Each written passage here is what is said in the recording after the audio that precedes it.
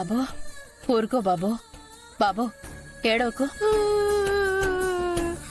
క్రిష్ నువ్వు బాధపడుకో Krish.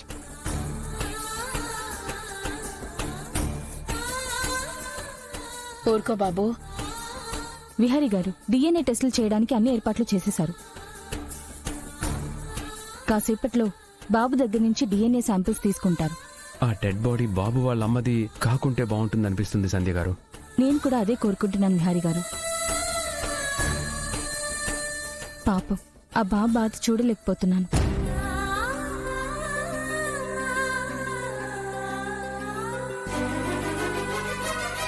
Madam, DNA samples తీసుకోవాల్సిన బాబు ఎవరు? ఈ బాబే. టెక్నీషియన్, ఈ బాబుని ల్యాబ్ కి తీసుకెళ్లి మన డిఎన్ఏ కావాల్సిన టెస్టులన్నీ చేయండి. అలాగే మేడం.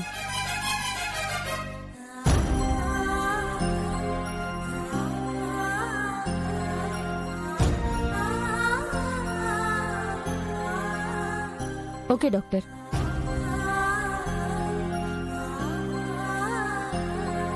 మేడం శాంపిల్స్ అన్ని కలెక్ట్ చేసుకున్నాను.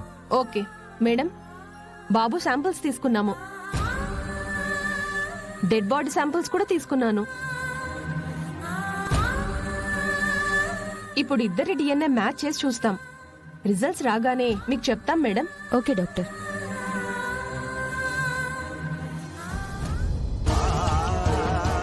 దేవుడా, చనిపోయింది ఏంజిల్ అంటే అవ్వకూడదు. లేదు, నేను చూశాను.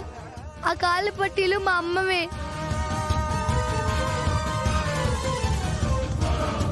బాబు కాలి పట్టీలన్నీ దాదాపుగా ఒకేలాగా ఉంటాయి కదా, అలా అయిండొచ్చులే నాన్న.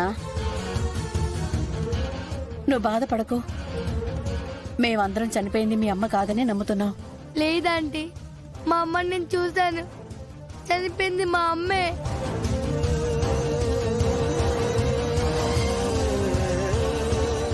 అమ్మా, బాబుని చూస్తుంటే గుండె తరుక్కుపోతుందమ్మా. ఇలాంటి పరిస్థితి ఏ పిల్లలకి రాకూడదు. ఏ తల్లి కన్నబిడ్డో వీడు.